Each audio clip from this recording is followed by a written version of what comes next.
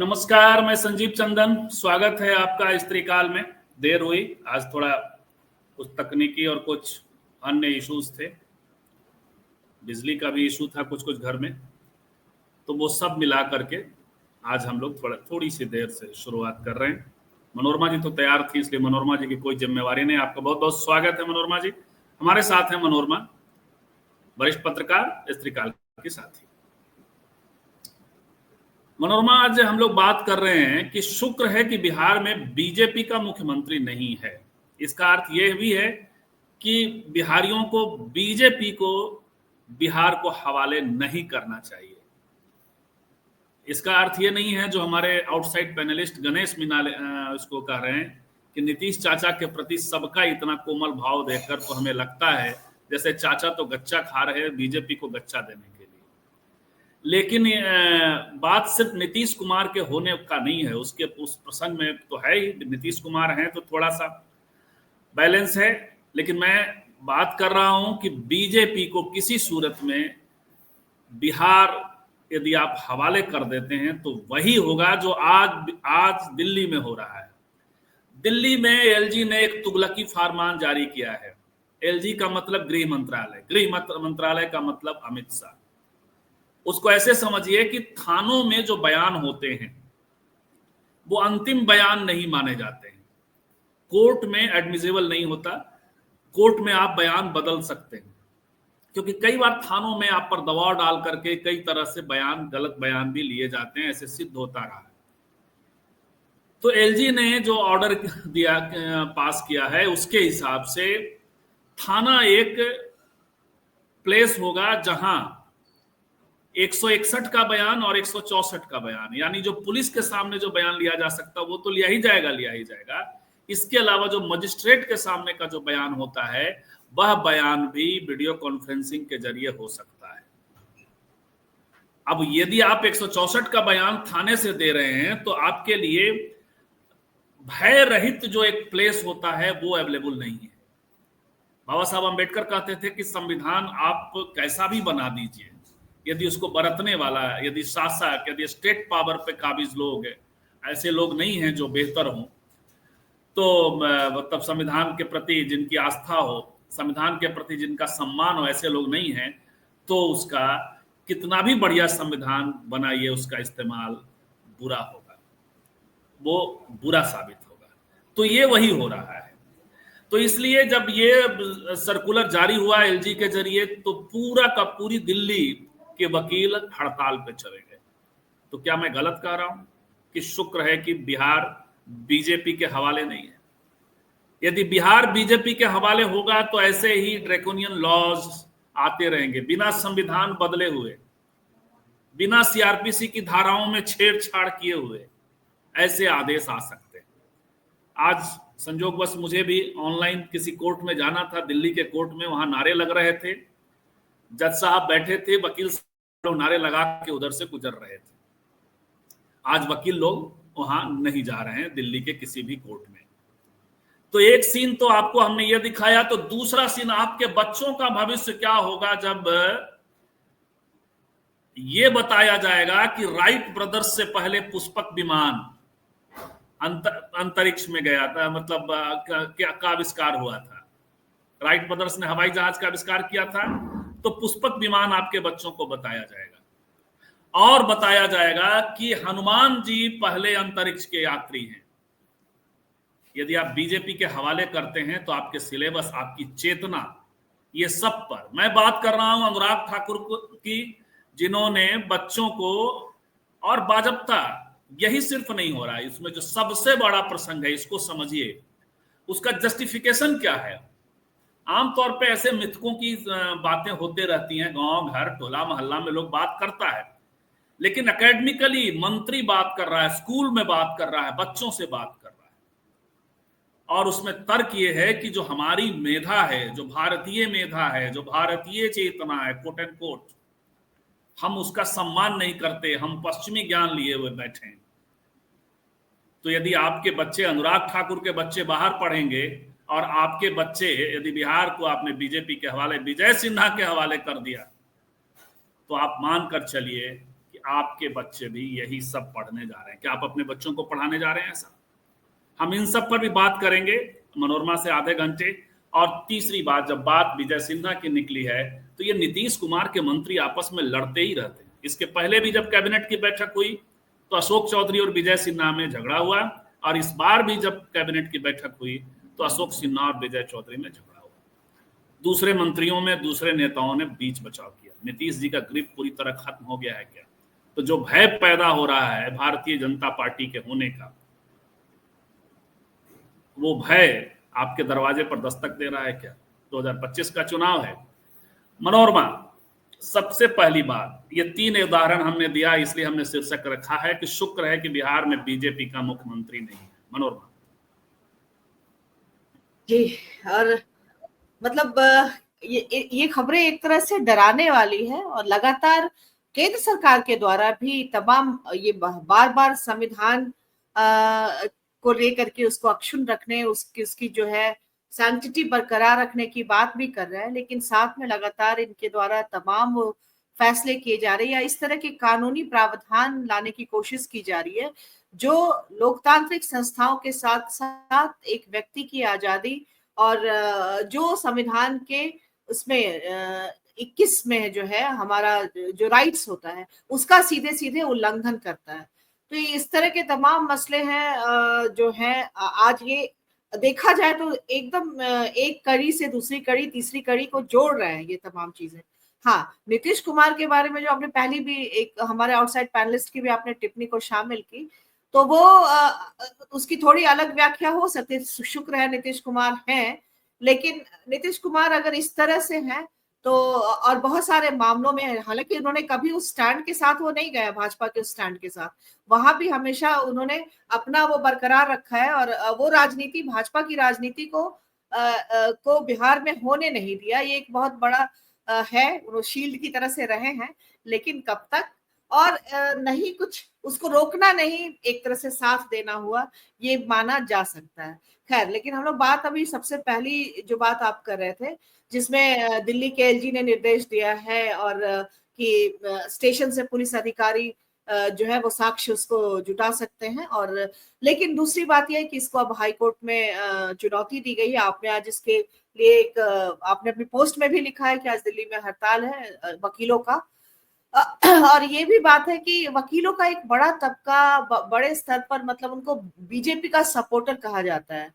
याद करिए, इन लोगों ने मीडिया के लोगों पर को भी उन पर भी हाथ पैर चलाए थे उन्होंने, कन्हैया कुमार की भी उन्होंने जो है उनके साथ वो जो है, आप जब छेड़ी तो मैं बता दूं मनोरमा कि मैं वहां था जब ये घटना घटी थी। एक तो इनका जो वकीलों का जो यूनियन है वो इनका बीजेपी से संबद्ध, आरएसएस से संबद्ध वकीलों का यूनियन ठीक ठाक बड़ा है, अलग अलग जगहों पे अलग अलग इनका ये है। आप वो घटना बोले जब कन्हैया कुमार वाला वो कन्हैया कुमार वाला मामला बोल रहे हैं, उस समय आप थे? बिल्कुल, 2016 की कहानी है। कन्हैया कुमार की पेशी हो रही थी पटियाला कोर्ट में, मैं वहीं था, मेरे साथ एनी राजा थी, डी राजा की पत्नी, कॉमरेड सीपीआई की महासचिव, और संभाजी भगत थे। संभाजी भगत महाराष्ट्र के जो बड़े अम्बेडकराइट गायक हैं, और वहां अरुण जेटली की पेशी थी, या अरुण जेटली किसी काम से आए थे, शायद पेशी नहीं थी, किसी काम से आए थे। अरुण जेटली ये सारे बीजेपी के वकीलों के आप जानती हैं क्या थे, तो उनकी नजरों में शायद आने के लिए, क्योंकि वकील लोग आपस में यही बात कर रहे थे कि ये जो हंगामा कर रहे वकील हैं वो उनका क्रेडिट ये लेना चाहते हैं। अरुण जेटली ने कहा कि मैं तो चला गया था जब हमला हुआ था, जबकि वो कोर्ट में थे, और उस वक्त कन्हैया कुमार पे हमला हुआ, विश्वजीत को पीटा गया। सीपीआई के जो उस समय यूथ विंग के अध्यक्ष थे, महासचिव थे, सचिव थे या महासचिव, इनका ये अलग अलग उस फ्रंट का ये होता है, तो वो थे, उनको पीटा गया, बाहर पीटा गया। और हम सब भी, जैसे उस समय ये था कि चश्मा और कुर्ता यदि आपने पहना, तो उस दिन मैं भी कुर्ता और चश्मा और दाढ़ी में था, दाढ़ी तो मैं रखता ही हूँ, तो वही मेरे एक वकील मित्र, सीनियर वकील मित्र दिख गए। मैंने एनी को भी उधर किया कि आप चलिए, और वकील साहब को ये कहते हुए कि ये क्या करवा रहे हैं प्रभु। हालांकि वकील साहब भी सॉफ्ट बीजेपी थे, लेकिन चूंकि परिचित थे तो हमने कहा ये क्या करवा रहे हैं प्रभु, कहते हुए हम थोड़ा सा अलग हुए, लेकिन हमारे सामने ही वो पूरी पिटाई हुई। कन्हैया को पीटा गया, वकीलों को जितने भी वहां लोग थे उनको पीटा गया था, ये वही वकील थे। लेकिन खैर ये बात अलग है, वकील जो लड़ाई लड़ रहे हैं। मुझे संजीव जी वो वाला वाकया भी एक याद आ रहा है, जब इन्होंने पत्रकारों को भी मतलब उन पर भी हमला किया था, और वो मोदी सरकार के समर्थन में ही था। या फिर आप देखिए राजस्थान वाला कोर्ट का, उसी वक्त की बात है, कन्हैया के दौरान और भी किया होगा, लेकिन कन्हैया और के दौरान भी। राजस्थान कोर्ट वाला भी मसला याद है, जो अंतर धार्मिक शादी के मामले में जो उन्होंने लड़के को पीट दिया। तो ये और ये झंडा और मूर्ति को लेकर के भी लगातार वो दलित जो वो है या संविधान के जो मूल्य है उसके खिलाफ ही रहे हैं वो, मतलब जो मौजूदा सत्ता है या जो हिंदुत्व का जो वो है उसके उसमें वो चलते रहे। कई बार वकीलों ने ऐसे घटनाओं को अंजाम दिया है, जिसमें चाहे वो अंबेडकर की मूर्ति को लेकर के रहा हो, मैंने मतलब स्पेसिफिकली अभी नहीं बता सकती, लेकिन कई ऐसी खबरें कई सारी गुजरी हैं तमाम जगह के सेशन कोर्ट और हर जगह से। तो इस तरह की चीजें, तो कहने का मतलब है कि वकील जो है वो बड़े स्तर पर उनमें ज्यादा संख्या जो है वो मतलब राइट विंग के लोग बहुत उसमें बहुत स्ट्रांग है, आरएसएस और इन सबको सपोर्ट करने वाले। लेकिन इसके बावजूद भी अगर इस पे है तो आप समझ सकते हैं कि ये जो है कानून आगे चल करके ये इंतजार करेंगे हम लोग कि high court, Delhi high court इस पर क्या कहता है। लेकिन आप खुद ही सोचिए कि मतलब हमारे यहाँ किस तरह से गवाही होती है और किस तरह से जो है लोगों को पुलिस रिमांड में लेकर के या जो भी तमाम चीजें हैं यातना देकर के, या कई डर होते हैं कई किस्म का। अगर इस तरह से बगैर प्रोसीजर के बगैर उसके लोग अगर उसको ही साक्ष्य माना जाने लगा तो इंसाफ तो होने से पहले ही डिनाई हो जाएगा। देखिए, क्योंकि थाने का माहौल उसके फेवर में नहीं होगा, जो अक्यूज होगा या हाँ। या आप इंटिमिडेट कर सकते हैं, जो गवाह हैं उनको भी इंटिमिडेट कर सकते हैं। तो आप कोर्ट के सामने, इसीलिए मजिस्ट्रेट के सामने देखिए, पूरा आज हमने जो लिखा है वो ये आप जिसका कि संविधान सभा में ये डिबेट चला है। हाँ। और डॉक्टर अंबेडकर इस पक्ष में नहीं थे कि आप जो है वो इस पक्ष में थे कि ड्यू प्रोसेस लिखा जाना चाहिए संविधान में किसी भी व्यक्ति की स्वतंत्रता के उसको लेकर के। और भी लोग थे, के मुंशी थे अंबेडकर वाले लाइन पे, हालांकि वो सामने। और देखिए उस समय भी आरएसएस ही वजह थी जिसके कारण ड्यू प्रोसेस नहीं लिखा गया, क्योंकि उसमें दंगे चल रहे थे, डिटेंशन की बात आ रही थी, और पटेल खुद चाहते थे कि पावर हो गृह मंत्रालय के पास कि वो डिटेन कर सके, और उसमें ड्यू प्रोसेस होगा तो फिर कोर्ट के अपने अपने इंटरप्रिटेशन हो जाएंगे।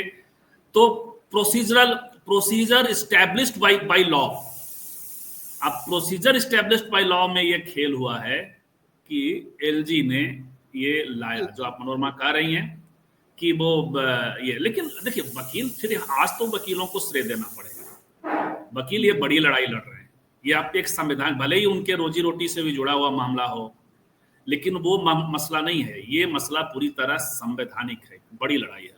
तो थोड़ी और जानकारी देते हैं कि जो वीके सक्सेना है दिल्ली के एलजी, उन्होंने उनके द्वारा अधिसूचना ये जारी की गई, तो उसके जिसमें ये था कि सभी पुलिस थानों को वीडियो कॉन्फ्रेंसिंग के माध्यम से वो जो बयान दर्ज करते हैं पुलिस थानों में, वो उसके लिए निर्दिष्ट स्थान उसको घोषित किया गया।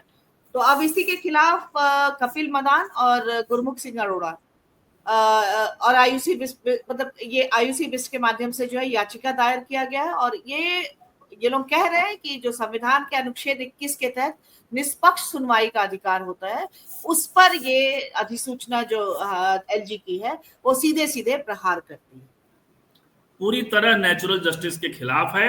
इसीलिए सावधान कर रहे हैं कि जो है बिहार में यदि बीजेपी की सरकार आई, बिहार वालों खुश रहो, और बिहार वालों खुश से ज्यादा आप सचेत रहो, क्योंकि मुख्यमंत्री के बस में कुछ भी नहीं है। नीतीश कुमार से यदि आपको प्रेम है तो सोचिए कि नीतीश कुमार के मंत्री सच में लगातार आतिश बोल रहे थे कि नालंदा में पीटे गए हैं ये उनके मंत्री श्रवण कुमार। तो सच में ये खबर है कि नालंदा में उनके जेडीयू नेता श्रवण कुमार, और काफी करीबी माने जाते रहे, हिलसा के मालवा गांव की ओर की घटना है ये। सड़क हादसे में 9 लोगों से मिलने गए थे, वहां इनको दौड़ा दिया गया। गुस्सा इतना था कि उन्हें दौड़ा दिया गया। तो ये घटना घटी। और इनके मंत्री, ऐसा कभी नहीं होता था कि नीतीश जी पावर में हो इतना और उनके सामने मंत्री लड़ने लगे। और यह जो लड़ाई है वो, यह लड़ाई एक पावर की लड़ाई है।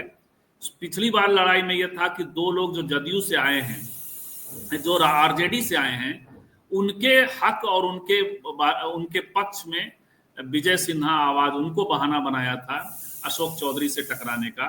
और अभी मूल मामला सामने आया कि अशोक चौधरी जो एक जमीन पे जिस कॉलेज की अनुशंसा कर रहे हैं, वह जमीन कृषि मंत्री है। तो ये ऐसे मसले आप कैबिनेट में, और वो जगजाहिर हो रहा है, और आज अखबारों का फ्रंट पेज खबर है। मनो जी ये मतलब इसको कायदे से देखा जाए तो मतलब ठीक है, ये ऐसा मसला नहीं है जिसपे इस तरह से दो मंत्री आपस में जो है टकरा जाए। ये और ऐसा कोई भी मतलब ये प्रक्रिया का हिस्सा है, और लोग एक दूसरे को, इनफैक्ट कितने भी विरोध के बावजूद मंत्री आमतौर पर इन सब चीजों में सहयोग करते हैं। अगर किसी और डिपार्टमेंट में फंसा हुआ काम हो तो इनका काम हो, दूसरा मंत्री नहीं निकालेगा, दूसरा मंत्री उसका काम नहीं निकालेगा, तो होता नहीं है ऐसा, ऐसी टकराहट नहीं होती है। तो ये दिखा रहा है कि कहीं कुछ असहजता है, कहीं कुछ जो है खिंचाव है। हालांकि एक तरफ ये भी खबर चल रही है कि सीटों को लेकर के मतलब एनडीए जो है वो पहले उनका जो है एक तरह से स्पष्टता उनकी आ गई है कि कितनी सीटें जो है किसको मिलेंगी चुनाव लड़ने के लिए। और इसको लेकर के ये भी कहा जा रहा है कि कोई बहुत तनाव नहीं है, नीतीश कुमार को संभवतः पिछली बार से ज्यादा सीट मिलेगी, ये बात भी साथ में चल रही है। तो ये एक बड़ा जो चीज है जो स्टेक पे अभी लगा हुआ है गठबंधन में रहने और उसको उसके साथ आगे चुनाव लड़ने और चुनाव में जीत हासिल करने के लिए। तो यहाँ पर ये मामला अखबारों में सॉर्टेड आउट है या कोई तनाव नहीं है, इस तरह से रिपोर्ट हो रहा है। लेकिन साथ में ये भी है, इस तरह की घटनाएं भी हैं जो कि दिखा रही हैं कि कहीं कुछ असहजता है या मतलब दो मंत्रियों की निजी खुन्नस के तौर पे इसको देखा जा सकता है क्या? मुझे तो नहीं लगता है कि दो मंत्रियों की निजी खुन्नस के तौर पे इसको, बिल्कुल नहीं, दो मंत्रियों का निजी, इन्हीं विजय सिन्हा को अध्यक्ष रहते हुए नीतीश कुमार हमला। विजय सिन्हा का संघर्ष नीतीश कुमार से, विजय सिन्हा का संघर्ष वहां जेडीयू के अन्य नेताओं से, उनके इलाके जी, और वो भूमिहार नेताओं से ही है। तो ये प्रसंग है, तो टकराव तो इनके यहाँ है। ये बात आए तो सही। बार बार नीतीश कुमार, राहुल गांधी और तेजस्वी यादव से सवाल करना तो आसान है, क्योंकि वो प्रेस कॉन्फ्रेंस कर रहे हैं, वो घूम रहे हैं, पत्रकार उनके सामने पड़ जा रहे हैं, तो पत्रकार उनसे सवाल कर दे रहे हैं, तो उनको तो आप घेर लेंगे। लेकिन ये कुछ चीजें माइन्यूट हैं जो दिखाई और सबसे मजेदार है इन लोगों के बीच में जो बातचीत आपस में, जैसे उन्होंने कहा कि जितनी जमीन दोगे उतना ही मिलेगा, मतलब जब तक उसके बदले में कृषि भूमि आप नहीं देंगे तो हम बदले में आपको जमीन नहीं देंगे, यानी कि जितना दो उतना लो, इस टाइप का। ये सब इशू बनता नहीं है मंत्रालयों में, ये इशू कोई मंत्र नहीं होता। प्रत्याशा में उन्होंने कहा भी, अशोक चौधरी ने, कि आप लिख दीजिए कि हम प्रत्याशा में दे रहे हैं। लेकिन ये ज्यादा इंपॉर्टेंट है कि अशोक चौधरी ने जो कहा वो चुटकी ज्यादा महत्वपूर्ण है कि आप ही हमेशा कृषि मंत्री बने रहेंगे क्या, ये जो है इससे ज्यादा मामला गर्मा गया।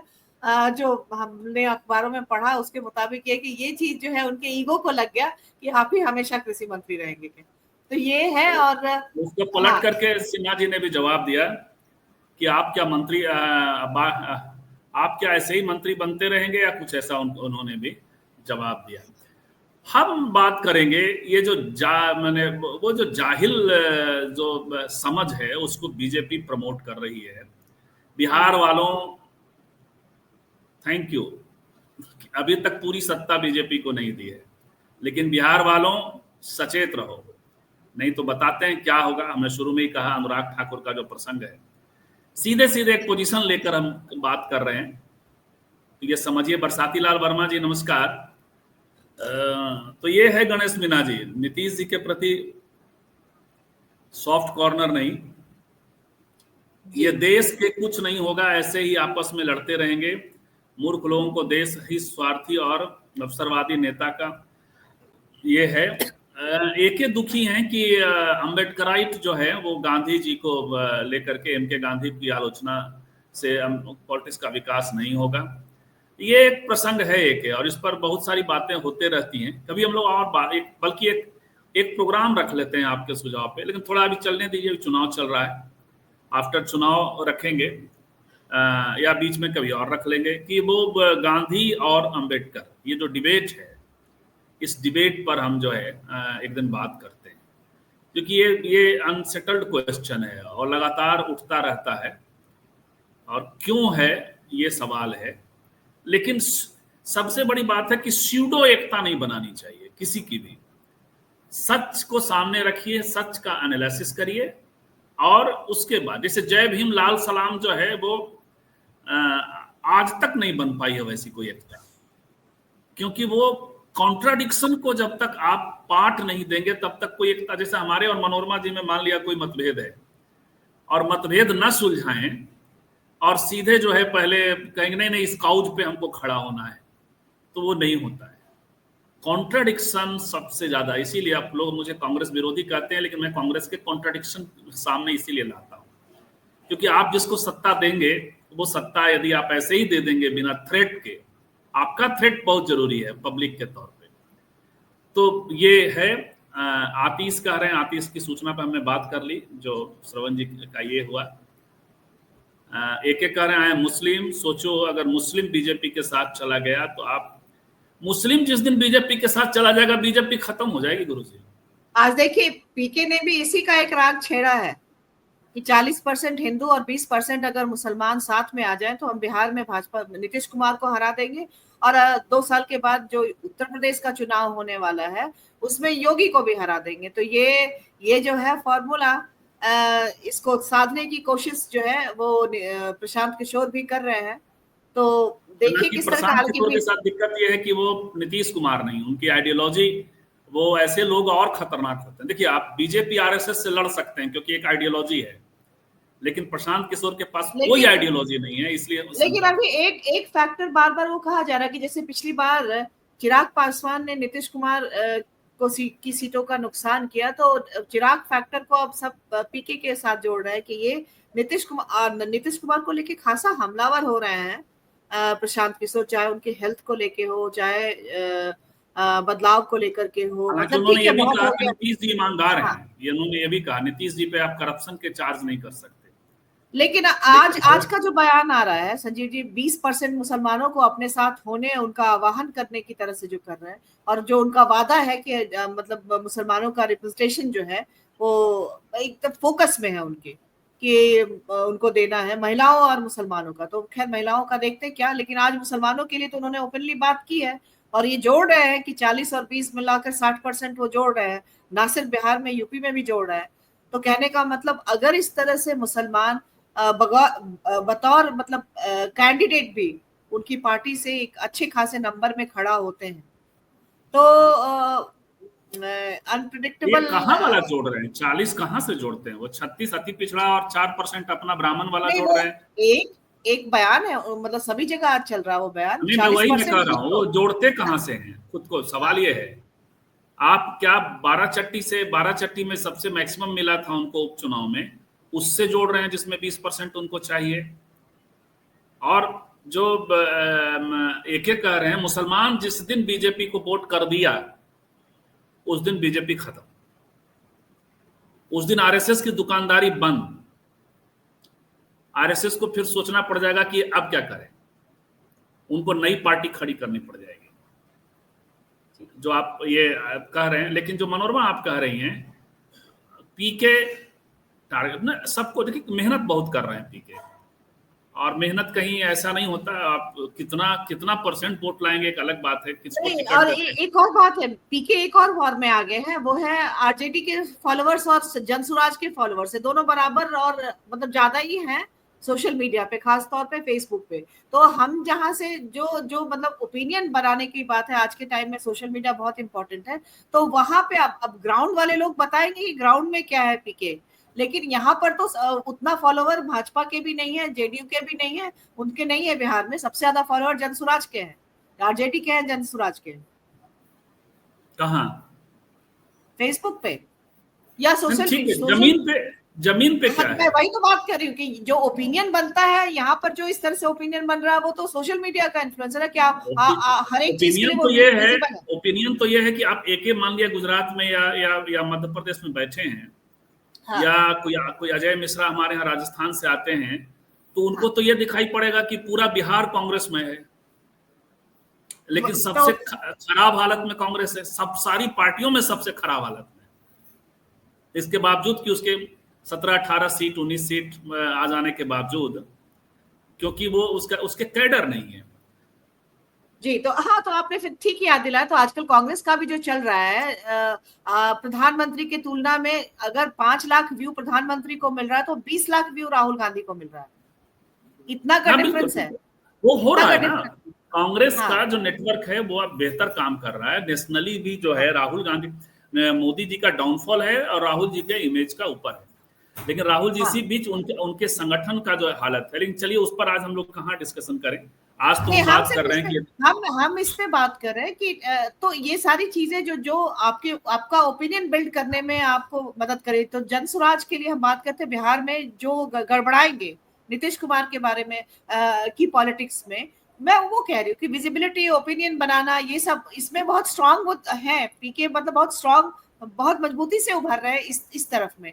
हाँ, वो चिराग फैक्टर वाला जो है वो निभाएंगे जाकर के, तो फिर अंततः आप समझ सकते हैं मजबूत भाजपा, कमजोर जेडीयू, बिल्कुल। अगर विनिंग एक आपको पोजीशन में। कहानी सुनाता हूँ, चुनाव में होगा क्या उसके बाद जरा बात करते हैं कि बीच कैसे। थैंक यू बिहार वालों कि आप अभी और आगे भी सचेत रहिएगा। लेकिन गणेश मीना, ये बात जो है ना, कोर्ट के प्रति, ये सब सारी बातें गणेश जी बड़ा कॉम्प्लेक्स मामला है। कोर्ट के प्रति मुझे लगता है लोगों का विश्वास बना होना चाहिए, क्योंकि न्यायालय जो है अल्पसंख्यक का कस्टोडियन है, अल्पमत का कस्टोडियन है। तो इसीलिए पूरा संविधान ने बहुत खूबसूरती से काम किया है। न्यायालय पार्लियामेंट को सुपरसीड ना करे, पार्लियामेंट न्यायालय को सुपरसीड ना करे। पार्लियामेंट चूंकि बहुमत से बनता है, तो अल्पमत क्या करेगा? अल्पमत का कस्टोडियन फिर व्यक्ति का कस्टोडियन फिर वो हो जाता है। इसीलिए देखिए चीजें होती हैं, आप वहाँ वहाँ डाइवर्सिटी आना चाहिए, वहाँ कॉलेजियम में बदलना चाहिए, महिलाएं होनी चाहिए, दलित होने चाहिए, ये एक सुधार का मामला है। लेकिन कोर्ट पे अंतिम अविश्वास की पॉलिसी जो लोग भी इस पर बात करते हैं, मेरा यकीन उस पर बिल्कुल नहीं है। आतिश जी तो लगातार सूचनाएं दे रहे हैं, मनोरमा कहाँ कहाँ किस किस विधायक को, किस किस मंत्री को दौड़ाया। आतिश कुमार बता रहे हैं मंगल पांडे को परसों अटल पथ पे जाम के दौरान दौड़ा दिया था लोगों ने। हालांकि वहां लालू जी भी फंसे थे, लेकिन लालू जी जो है और रूल ऑफ लॉ का सिद्धांत है, एल.आर. भारती कह रहे हैं खत्म कर दिया गया है। बीजेपी के शीर्ष नेता वैज्ञानिक बात करते हैं, तब केवल अनुराग ठाकुर को, बिल्कुल तो उनका अनुराग ठाकुर का तो समर्थन दे दिया सबसे पहले उन्होंने, भाई अपने मध्य प्रदेश के पूर्व मुख्यमंत्री ने, वो तो होड़ लगा रखी है उन्होंने। और आप जो शीर्ष नेता की बात कर रहे हैं, वो तो करते ही करते हैं। भले उनके बच्चे उस स्कूल में नहीं पढ़ेंगे जहां पर ये पढ़ाया जाएगा। हाँ, बिल्कुल। लेकिन आर वहाँ राठौर, वहाँ वो सही पढ़ने के बाद वो लोग फिर वही बोलते हैं। ऐसा तो है नहीं कि जो लोग मतलब वैज्ञानिक है भारत में, वो नारियल नहीं फोड़ते हैं या वो उस तरह की चीजें नहीं करते हैं। जो तमाम उस तरह के बिल्कुल। आर राठौर, हाँ, जिन सोच को आर हटा राठौर कर। साहब, आपका बहुत बहुत नमस्कार आपको भी। महेश यादव कह रहे हैं आरएसएस की तो पैदाइश ही मुस्लिम विरोध में हुआ है, मुस्लिमों को कैसे समाहित करेगा। बिल्कुल, इसीलिए मैं कह रहा हूँ जैसे ही दे देंगे वो बर्बाद हो जाएगा।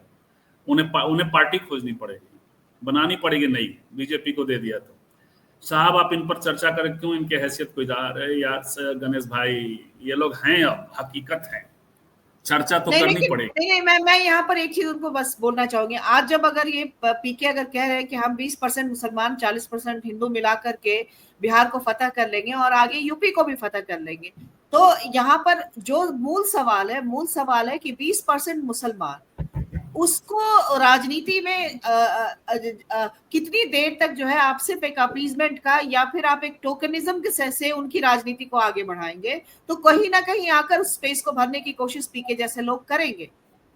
और चूंकि नहीं, लेकिन अपीजमेंट क्या, जैसे उनकी वहाँ उनका रिप्रेजेंटेशन जब तक नहीं होगा, रिप्रेजेंटेशन, वो तो सबसे बड़ा आप सवाल। सिर्फ आप अपीज कर रहे हैं, आप रिप्रेजेंटेशन नहीं दे रहे हैं ना।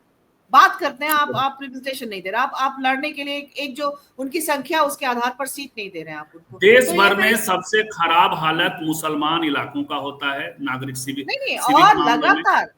लगातार राज्यों के विधानसभाओं में और संसद में उनका प्रतिशत गिरता जा रहा है, उनके सांसद पहुंचने का संख्या सब जगह आप तुलनात्मक रूप से देख लीजिएगा।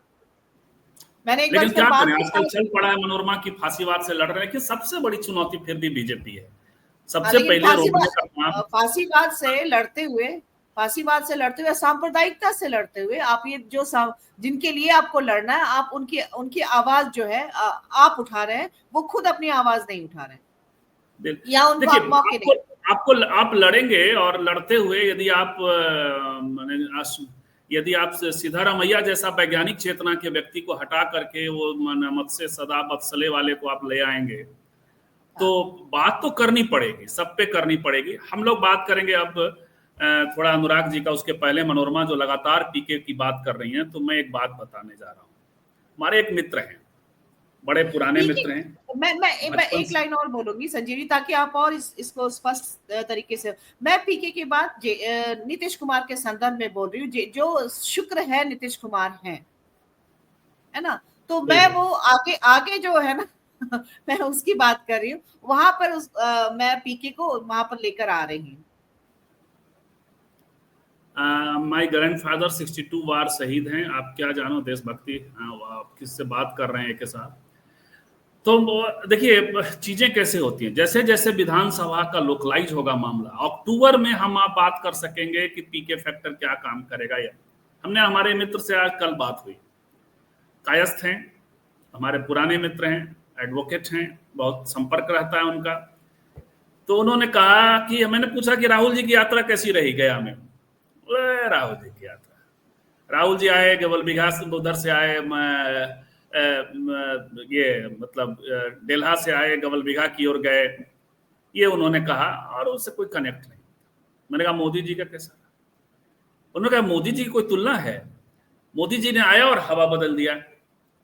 मोदी जी ने शानदार बातें कही, ये कहा, ये दे रहे हैं। हमने कहा मोतिहारी में तो 3 बार से कह रहे हैं कि हम चाय पियेंगे, लेकिन चलिए वो सब छोड़िए। ये बताइए कि कांग्रेस मोहन श्रीवास्तव को टिकट देने जा रही है, तो आप बताइए कि गया के कायस्थ किसको वोट करेंगे? तो उन्होंने कहा मोहन श्रीवास्तव को करेंगे। तो मैंने कहा फिर मोदी जी के भाषण का क्या हो गया, फिर मोदी जी के हवा चेंज का क्या हो गया, फिर मोदी के वादों का क्या हो गया? यानी सारी चीजें मनोरमा अक्टूबर में जब हम लोग बात करेंगे वो सब हवा हो जाएगा। यदि मोहन श्रीवास्तव को टिकट मिलता है गया से, या कोई भी, मोहन श्रीवास्तव को मैं पैरवी नहीं कर रहा हूं, मतलब वहां कायस्थों का साइजेबल ये है, और कभी जीत नहीं पाए, मोहन श्रीवास्तव भी नहीं जीत पाए हैं, लेकिन फिर कायस्थ उधर चले जाएंगे। आप यादव को टिकट देंगे तो यादव, फिर 2 यादव लड़ेंगे तो फिर आइडियोलॉजी भी आएगा। मुसलमान, इसीलिए आप भी जो कह रही हैं, इसीलिए मैंने कहा पीके वाली बात पे मैं इस कहानी को लाऊंगा।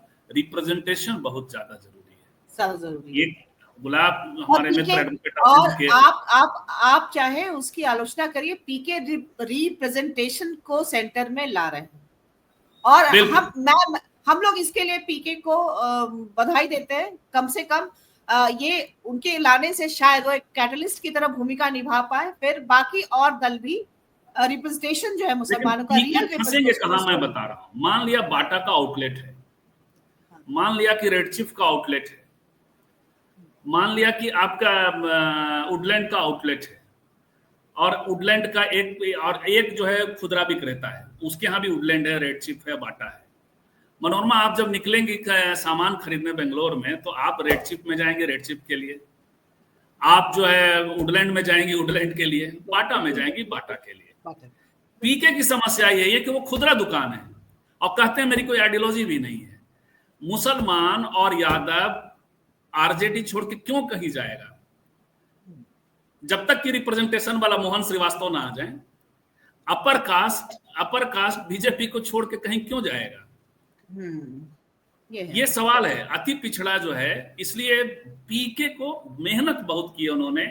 देखना यह है कि पोलराइज्ड माहौल में वो कितना कुछ निकाल पाते हैं, एक। दूसरा कि नॉन पोलराइज्ड माहौल जब रहेगा तो उसमें कितना सीटें, वो कितना वोट ला पाते हैं, ये मेजर मामला। लेकिन सबसे बड़ी बात मनोरमा, बिहारियों को धन्यवाद, थैंक यू बिहारी मित्रों, बिहारी भाइयों, हम सब बिहारी हैं, कि अभी तक आपने बीजेपी को सेंट्रल फोर्स नहीं बनाया है बिहार में। नहीं तो अनुराग ठाकुर की तरह आपके बच्चे क्या पढ़ रहे थे। मनोरमा इस पर टिप्पणी करिएगा। या योगी जी, यहाँ नौकरी इशू है, यहाँ जाति गणना इशू है, बगल में योगी जी के यहाँ देखिए क्या क्या इशू है, बुलडोजर है, तो कांवड़ है। यहाँ कांवड़ भी बड़े आराम से निकल जाता है, कोई संकट नहीं होता है। मनोरमा जी हाँ, बिल्कुल शुक्र है नीतीश कुमार अब तक 20 साल में ऐसा नहीं है कि भाजपा के साथ उनकी सरकार नहीं, डबल इंजन की सरकार रही है। और लेकिन उसके बावजूद नीतीश कुमार ने अपनी राजनीति हमेशा की है। और एक वो जो नो नॉनसेंस जो होता है, नो नॉनसेंस, या उनकी जो अपनी राजनीतिक धारा रही है, सोशल जस्टिस की धारा रही है, समाजवाद की रही है, ये धारा जो है कांग्रेस विरोध की तो हमेशा से रही थी, क्योंकि वो मतलब उनकी जो राजनीति ही है, लालू यादव की भी और उनकी भी, वो उस तरह की राजनीति वहीं से शुरू हुई थी, तो वो तो था ही। लेकिन वो उसमें वो तमाम एलिमेंट जो भाजपा में बहुत ज्यादा मुखर है, भाजपा की भी राजनीति उसके बाद शुरू हुई है, अलग उससे, ठीक है, वो वहीं से जन्म लेकर के आई है।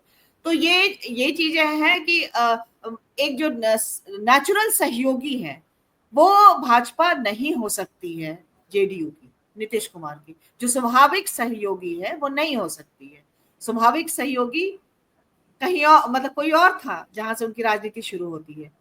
लेकिन वो अब ये बने हुए, तो देखिए वो हाँ, बने हुए बीजेपी के साथ हैं, और बीजेपी यदि उनको निगल गई, और यदि अनुराग ठाकुर जैसा कोई यहाँ, विजय सिन्हा जैसा कोई यहाँ बैठ गया, गिरिराज सिंह यहाँ बैठ गया, तो हमारे आपके बच्चे क्या पढ़ेंगे। बिल्कुल, तो ये खतरे तो हैं ही, ये खतरे बिल्कुल हैं। और नीतीश कुमार शील्ड की तरह काम कर रहे हैं। लेकिन पर ये भी है कि मतलब ये राजनीति बदलेगी, आज नहीं तो कल बदलेगी, जिस वजह से बदले, चाहे इनको बहुमत ना मिले, चाहे नीतीश कुमार आगे जो है मुख्यमंत्री ना रहे, स्वास्थ्य कारण से, जो कुछ भी होता है। लेकिन जब तक है तब तक, जब तक वो मतलब प्रासंगिक हैं और केंद्र में है, बिहार की राजनीति के केंद्र में, इसकी मतलब क्या कहें, जो आप अनुराग ठाकुर ने जो कहा, क्या उससे कम खराब गिरिराज सिंह बोलते हैं, या भाजपा के और तमाम नेता बिहार में जिस तरह से, या फिर जैसे वो कर रहे हैं, एक जो है पैरेलली जो वो लोग भीतर भीतर जो धार्मिकता फैला रहे हैं, जो अंधविश्वास फैला रहे हैं, जो इस तरह का नैरेटिव दे रहे हैं, जो तर्क से बिल्कुल अलग है, चाहे मुसलमानों के खिलाफ ही हो, चाहे तमाम आप देख रहे थे ना कि जब दुर्गा पूजा के समय हमने बात की थी, तलवार बांट रहे थे, और इस तरह की चीजें भी जो है समानांतर तौर पे इनकी चल रही है। तो एक वो जो भीड़ को तैयार करना, जो तर्क से हीन हो, और खास करके वो भीड़ जिसको नौकरी चाहिए, पैसा चाहिए, रोजगार चाहिए, ये है।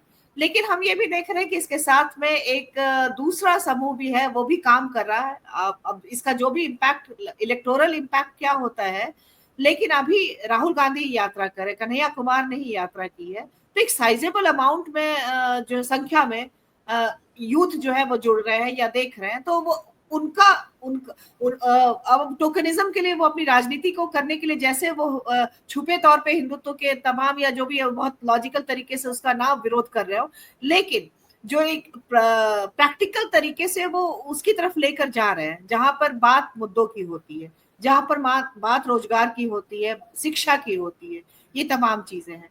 तो यही है, इस ट्रैप से राजनीति को निकालना अभी बहुत जरूरी है। इस पर बहुत बौद्धिक तरीके से काम करना, ये अभी उसके आगे का चरण होगा। पहला चरण ये होगा कि राजनीति को उस फोल्ड से निकाल कर लाया जाए जहां पर ये तलवार बांटने वाले साइड में जाएं, ये जो पुष्पक विमान वाले साइड में जाएं, और ये जो बता रहे हैं कि मतलब हम राम सेतु मतलब ब्रिज बनाने से पहले वो उसका उदाहरण दे रहे हैं, ये तमाम चीजें जो है, तो ये जो है सब लोग साइड में जाए, इससे राजनीति को निकाल करके मुद्दों की बात जो करे उस पर आए, ये अभी बहुत महत्वपूर्ण है। और देखते हैं कि बिहार इसमें सफल होता है कि नहीं।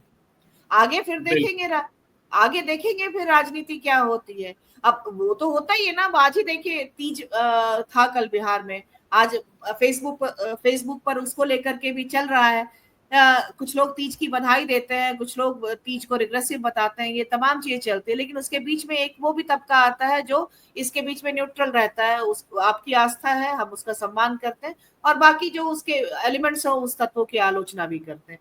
लेकिन पब्लिक सेंटिमेंट्स में आप अचानक जो तीज कर रहा है उन महिलाओं की बैशिंग स्टार्ट कर दें, तो फिर एम्पावरमेंट या उनको लॉजिकल बनाना ये सब कुछ संभव नहीं होगा। उसमें एक नई पीढ़ी आ रही है जो दोनों मिलकर के तीज कर रहा है ना।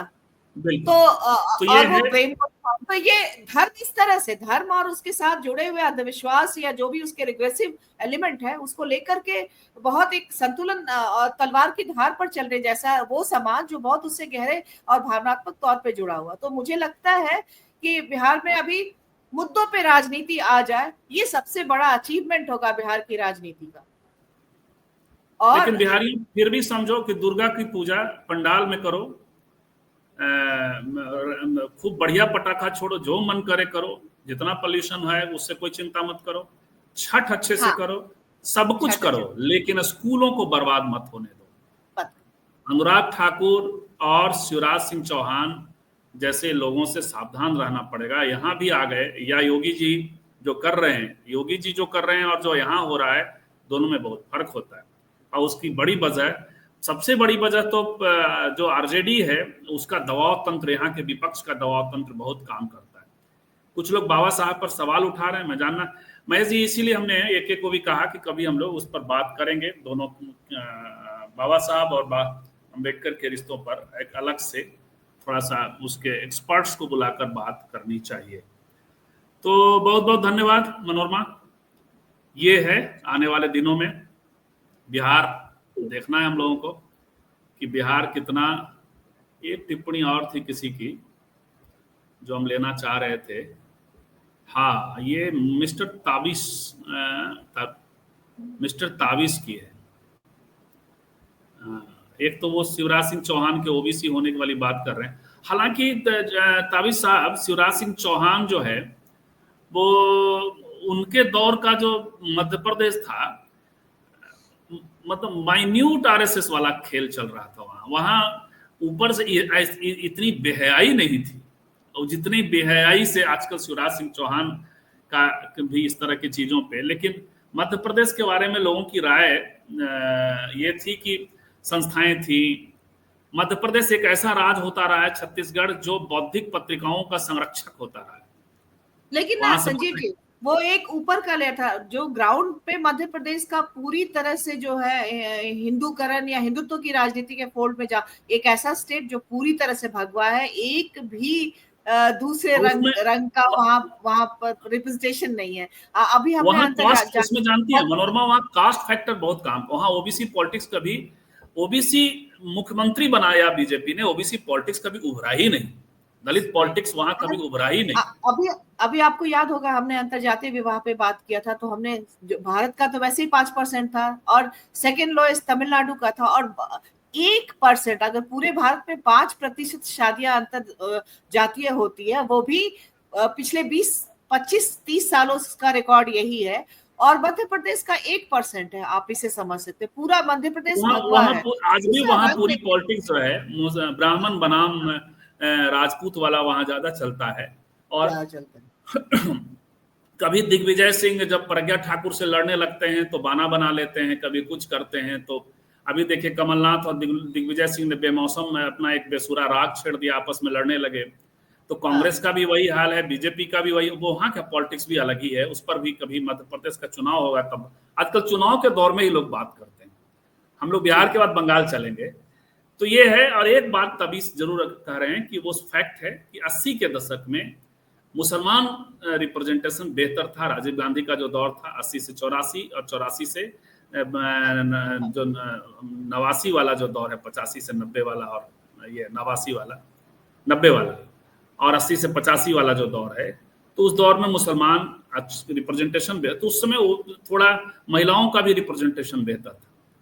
लेकिन राजीव गांधी ने इतनी सारी गलतियां कर दी उस दौर में कि अब क्या कहा जाए। और उसकी वजह है कि वो कह रहे हैं कि साफ हो गए तो संख्या घट गई, उससे ज्यादा बड़ी बात हो गई, दंगे हो गए, दंगों को जस्टिफाई कर दिया उन्होंने। दिल्ली में कर दिया, भागलपुर में कर दिया, भागलपुर में एसपी को बनाए रखे द्विवेदी को, बाद में वो डीजीपी हुए, दबाव के बावजूद बनाए रखे, उनकी भूमिका पे बड़े सवाल थे। मुसलमानों का विश्वास जो खोया वो अब गेन कर पाने में बड़ी एड़ी चोटी लगानी पड़ रही है। तो ये है। बहुत बहुत धन्यवाद मनोरमा और जितने भी आउटसाइड, बहुत आज अच्छी टिप्पणियां थी और बुली करने वाली टिप्पणियां आज नहीं थी।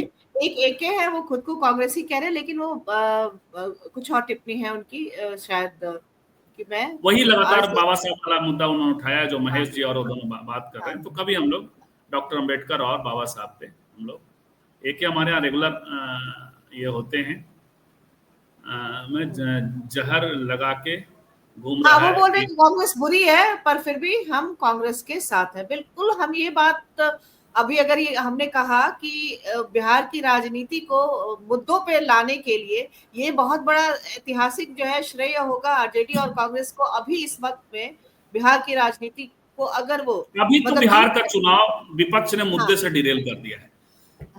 विपक्ष वोट चोरी पे टिका हुआ है। देखते हैं 1 तारीख के बाद जब राहुल जी यहाँ से जाएंगे तो कितना मुद्दे पे आता है। हाँ वही बोले, अगर उनको नहीं जीत मिलती तो ये बहुत बड़ी असफलता होगी। सिर्फ उनकी नहीं होगी, फिर से मतलब स्टैब्लिश हो जाएगा। और बिहार जो एक रूपक की तरह से अभी रहा है भाजपा का, वो किला जिसे भाजपा भेद नहीं पाई है अकेले, तो वो रहा है। और इस बार अगर ऐसा होता है तो निश्चित तौर पर नीतीश कमजोर हालत में है और भाजपा मजबूत होकर उभरेगी फिर। तो ये एक बहुत बड़ी चिंता का सबब है, कंसर्न है। और एके जैसे साथियों की बहुत जरूरत है गुजरात में, मध्य प्रदेश में, राजस्थान में। बिल्कुल एके आप कांग्रेस का सपोर्ट करते रहें, आप जैसे और भी लोग करें, लेकिन यदि वो वहां करें तो और ज्यादा अच्छा होगा। कांग्रेसी राज्यों में कांग्रेस जब तक बेहतर परफॉर्म नहीं करेगी तो संकट पैदा होगा। दूसरे राज्यों में जहां क्षेत्रीय दल पहले से काबिज है, बहुत संकट पैदा होगा। और उनका स्टेक भी बहुत स्ट्रांग है, जहां पर आपको एक कैटलिस्ट बनना है उसको और ऊपर करने में, ताकि वो मजबूती से उभर सके। बिल्कुल, बहुत बहुत धन्यवाद। आप उसकी राजनीति को अगर कमजोर कर रहे हैं तो रणनीतिक रूप से आप गलत कर रहे हैं। बिल्कुल, बहुत बहुत धन्यवाद। मिलते हैं रात में 9 बजे। नमस्कार।